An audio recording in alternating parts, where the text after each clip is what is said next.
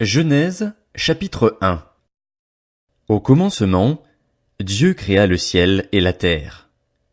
La terre n'était que chaos et vide. Il y avait des ténèbres à la surface de l'abîme et l'Esprit de Dieu planait au-dessus de l'eau.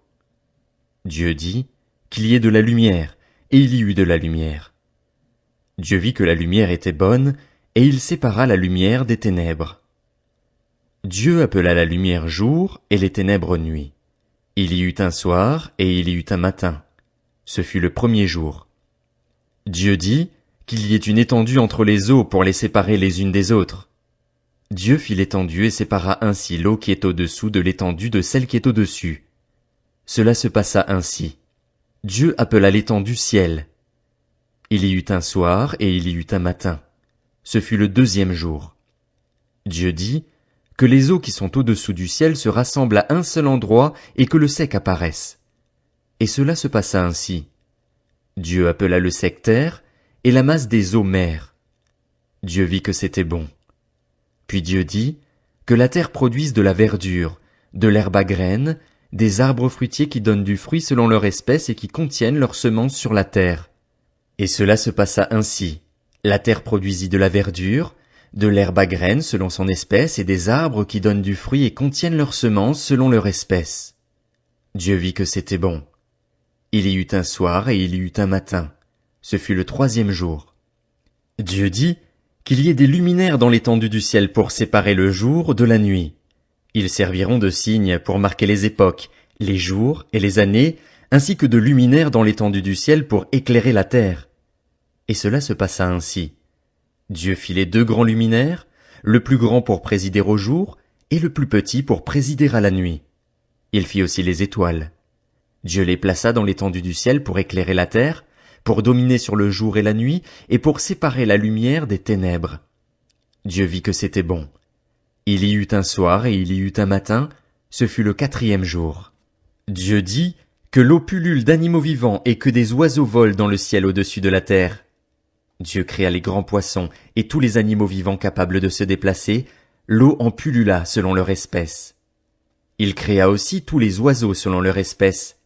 Dieu vit que c'était bon, et il les bénit en disant, « Reproduisez-vous, devenez nombreux et remplissez les mers, et que les oiseaux se multiplient sur la terre. » Il y eut un soir et il y eut un matin, ce fut le cinquième jour. Dieu dit que la terre produise des animaux vivants selon leur espèce, du bétail, des reptiles et des animaux terrestres selon leur espèce. Et cela se passa ainsi. Dieu fit les animaux terrestres selon leur espèce, le bétail selon son espèce, et tous les reptiles de la terre selon leur espèce. Dieu vit que c'était bon. Puis Dieu dit, faisons l'homme à notre image, à notre ressemblance, qu'il domine sur les poissons de la mer, sur les oiseaux du ciel, sur le bétail, sur toute la terre et sur tous les reptiles qui rampent sur la terre. Dieu créa l'homme à son image, il le créa à l'image de Dieu. Il créa l'homme et la femme. Dieu les bénit et leur dit, « Reproduisez-vous, devenez nombreux, remplissez la terre et soumettez-la. Dominez sur les poissons de la mer, sur les oiseaux du ciel et sur tout animal qui se déplace sur la terre. » Dieu dit aussi, « Je vous donne toute herbe à graines sur toute la surface de la terre, ainsi que tout arbre portant des fruits avec pépins ou noyaux, ce sera votre nourriture. À tout animal de la terre, à tout oiseau du ciel, et à tout ce qui se déplace sur la terre, à ce qui est animé de vie, je donne toute herbe verte pour nourriture. » Et cela se passa ainsi. Dieu regarda tout ce qu'il avait fait, et il constata que c'était très bon.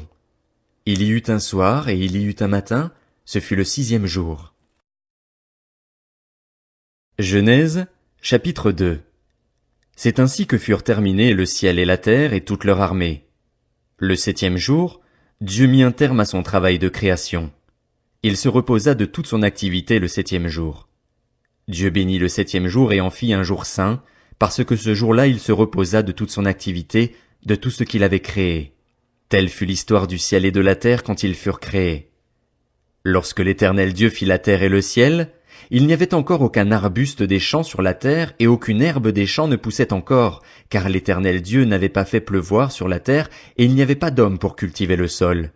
Cependant, une vapeur montait de la terre et arrosait toute la surface du sol. L'Éternel Dieu façonna l'homme avec la poussière de la terre. Il insuffla un souffle de vie dans ses narines, et l'homme devint un être vivant. L'Éternel Dieu planta un jardin en Éden, du côté de l'Est, et il y mit l'homme qu'il avait façonné.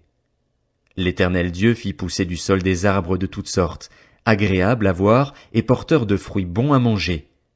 Il fit pousser l'arbre de la vie au milieu du jardin, ainsi que l'arbre de la connaissance du bien et du mal.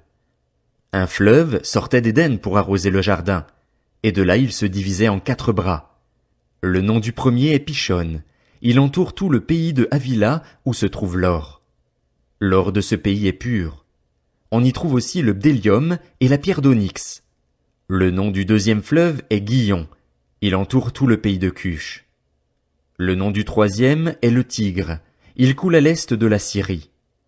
Le 4e fleuve, c'est l'Euphrate. L'Éternel Dieu prit l'homme et le plaça dans le jardin d'Éden pour qu'il le cultive et le garde. L'Éternel Dieu donna cet ordre à l'homme: tu pourras manger les fruits de tous les arbres du jardin, mais tu ne mangeras pas le fruit de l'arbre de la connaissance du bien et du mal, car le jour où tu en mangeras, tu mourras, c'est certain. L'Éternel Dieu dit: il n'est pas bon que l'homme soit seul, je lui ferai une aide qui soit son vis-à-vis. L'Éternel Dieu façonna à partir de la terre tous les animaux sauvages et tous les oiseaux du ciel, puis il les fit venir vers l'homme pour voir comment il les appellerait.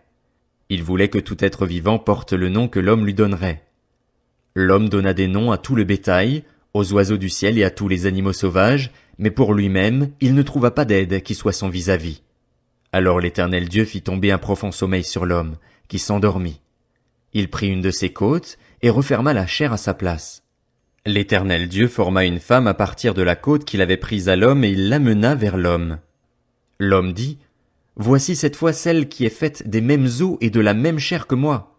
On l'appellera femme, parce qu'elle a été tirée de l'homme. C'est pourquoi l'homme quittera son père et sa mère et s'attachera à sa femme, et ils ne feront qu'un. L'homme et sa femme étaient tous les deux nus, et ils n'en avaient pas honte. Genèse, chapitre 3. Le serpent était le plus rusé de tous les animaux sauvages que l'Éternel Dieu avait fait.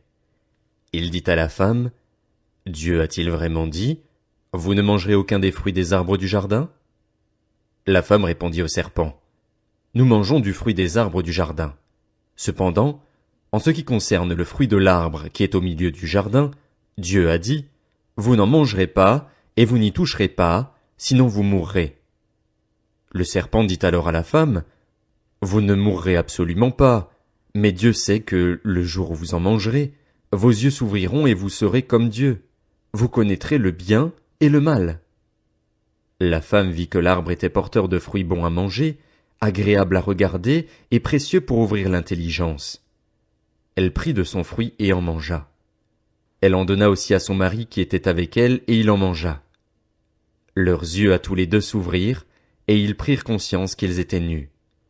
Ils attachèrent des feuilles de figuier ensemble et s'en firent des ceintures. Quand ils entendirent la voix de l'Éternel Dieu en train de parcourir le jardin vers le soir, l'homme et sa femme se cachèrent loin de l'Éternel Dieu au milieu des arbres du jardin. Cependant, l'Éternel Dieu appela l'homme et lui dit: où es-tu? Il répondit: j'ai entendu ta voix dans le jardin et j'ai eu peur, parce que j'étais nu. Alors je me suis caché. L'Éternel Dieu dit: qui t'a révélé que tu étais nu? Est-ce que tu as mangé du fruit de l'arbre dont je t'avais interdit de manger? L'homme répondit: c'est la femme que tu as mise à mes côtés qui m'a donné de ce fruit, et j'en ai mangé. L'Éternel Dieu dit à la femme: pourquoi as-tu fait cela? La femme répondit: le serpent m'a trompé et j'en ai mangé. L'Éternel Dieu dit au serpent: puisque tu as fait cela, tu seras maudit parmi tout le bétail et tous les animaux sauvages. Tu marcheras sur ton ventre, et tu mangeras de la poussière tous les jours de ta vie. Je mettrai l'hostilité entre toi et la femme, entre ta descendance et sa descendance. Celle-ci t'écrasera la tête, et tu lui blesseras le talon. Il dit à la femme: j'augmenterai la souffrance de tes grossesses. C'est dans la douleur que tu mettras des enfants au monde. Tes désirs se porteront vers ton mari, mais lui, il dominera sur toi. Il dit à l'homme: puisque tu as écouté ta femme et mangé du fruit au sujet duquel je t'avais donné cet ordre, tu n'en mangeras pas, le sol est maudit à cause de toi. C'est avec peine que tu en tireras ta nourriture tous les jours de ta vie. Il te produira des ronces et des chardons, et tu mangeras de l'herbe des champs. C'est à la sueur de ton visage que tu mangeras du pain, et ce jusqu'à ce que tu retournes à la terre, puisque c'est d'elle que tu as été tiré. Oui, tu es poussière, et tu retourneras à la poussière. Adam appela sa femme Ève, car elle devait être la mère de tous les vivants. L'Éternel Dieu fit des habits en peau pour Adam et pour sa femme, et il les leur mit. L'Éternel Dieu dit, Voilà que l'homme est devenu comme l'un de nous pour la connaissance du bien et du mal. Maintenant, empêchons-le de tendre la main, de prendre aussi du fruit de l'arbre de vie, d'en manger et de vivre éternellement. Ainsi, l'Éternel Dieu le chassa du jardin d'Éden pour qu'il cultive la terre d'où il avait été tiré. Après avoir chassé Adam, il posta à l'est du jardin d'Éden les chérubins qui agitent une épée flamboyante pour garder le chemin de l'arbre de vie.